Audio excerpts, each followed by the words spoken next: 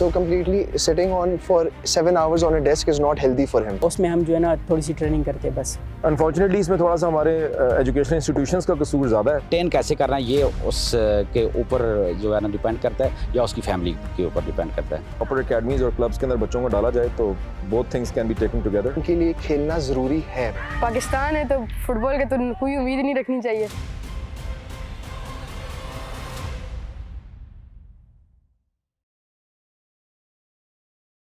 पढ़ोगे लिखोगे बनोगे नवाब, खेलोगे कूदोगे होगे खराब। ऐसा मुमकिन ही नहीं है। ऐसा तो नहीं हो सकता। जिसने ये लिखा है वो भी पागल है और जो इसको सही समझ रहा है वो भी पागल। ये एक ऐसी मशहूर कहावत है जो अक्सर बच्चों को पढ़ाई पर तवज्जो मरकूज करने के लिए सुनाई जाती है। ताहम ये कहावत कितनी दुरुस्त है, क्या खेलने से बच्चे खराब हो जाते हैं?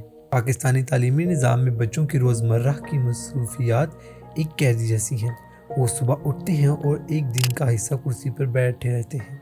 इन्हें खेलने का वक्त मैसर नहीं होता। पाकिस्तानी तालीमी निज़ाम ने जिस्मानी सरगर्मियों को एक किनारे पर धकेल रखा है। लोग ये सोचते हैं अगर बच्चा खेलने लग जाएगा तो पढ़ाई छोड़ देगा।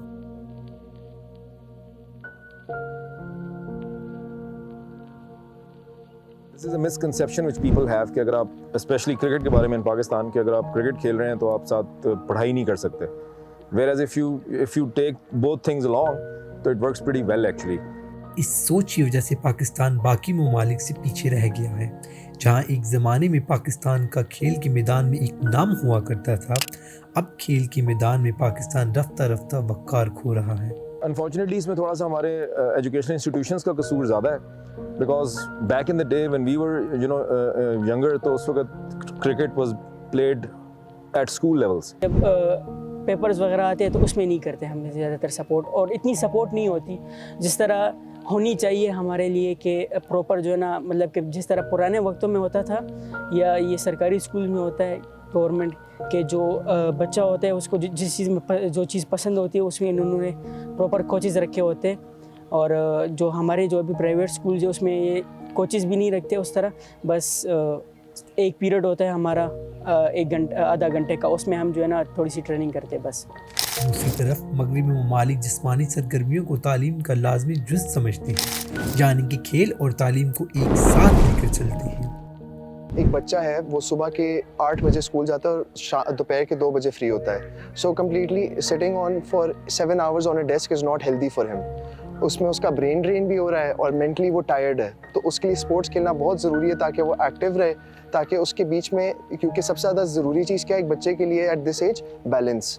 सो बैलेंस के साथ ही अगर वो आगे चलेगा तो वो नॉट ओनली सोशली भी एक्सेल करेगा, मेंटली भी नहीं बट फिजिकली एज वेल। आपके पास सिर्फ ये होना चाहिए कि मैंने जो है ना अपनी एजुकेशन को इतना टाइम देना है, अपनी जो है ना खेल के लिए मैंने इतना ये टाइम रखना है, और उसको जो है ना मेंटेन कैसे करना है ये उसके ऊपर जो है ना डिपेंड करता है या उसकी फैमिली के ऊपर डिपेंड करता है।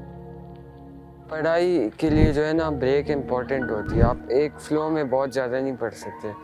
तो मैं ये समझता हूँ ना कि पढ़ाई ज़रूरी है, पढ़ाई बहुत ज़रूरी है, लेकिन स्पोर्ट्स भी उतना ही ज़रूरी है। अगर आप स्पोर्ट्स नहीं करोगे आप पढ़ाई भी नहीं कर सकते। तो मैं दोनों को बैलेंस करके इक्वली चलता हूँ।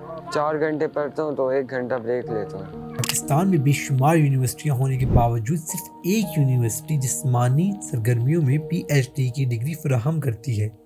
इससे पाकिस्तान का खेल की तरफ गैर संजीदगी का अंदाज़ा लगाया जा सकता है। स्पोर्ट्स में जब ये आ जाएगा, स्पोर्ट्स स्टेडियम सिस्टम आ जाएगा तो हम भी वहीं जाएंगे ना, बच्चे भी पढ़ेंगे भी वहाँ, रहेंगे भी वहाँ, कोचेज़ के अंडर प्रैक्टिकल नॉलेज वाले कोच होंगे वहाँ। माशाल्लाह हमारे बच्चे माशाल्लाह ग्रोथ करेंगे।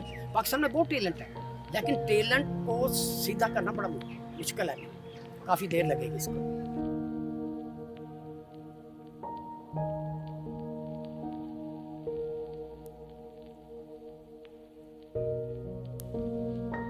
गैर निसाबी सरगर्मियों से लाताल्की की वजह से बाज़ बच्चे नशीली चीज़ों की तरफ राग़िब हो जाते हैं। अगर शुरू से ही बच्चों को जिस्मानी तालीम दी जाएगी तो वो ज़हनी तनाव का वर्जिश और खेल के ज़रिए मुकाबला करेंगे, ना कि ऐसी चीज़ों का इस्तेमाल करेंगे जो उनके लिए नुकसानदेह हों। जब आप क्रिकेट खेलते हैं एक तो आपका जो है ना फिज़िकली जो है ना आप हेल्थ ठीक हो जाती है। पहले मैं बहुत मोटा था, लेकिन जैसे मैंने क्रिकेट शुरू की है मैं बिल्कुल पतला हो गया हूँ। और جو مینٹل ہیلتھ ہوتے ہیں وہ بندے سے ریلیکس ہو جاتا ہے. بندے کو بہت مطلب کہ آپ کو جو چیز پسند ہے ظاہری سی بات ہے آپ وہ کریں گے تو آپ کو جو ہے نا ذہنی سکون ملے گا.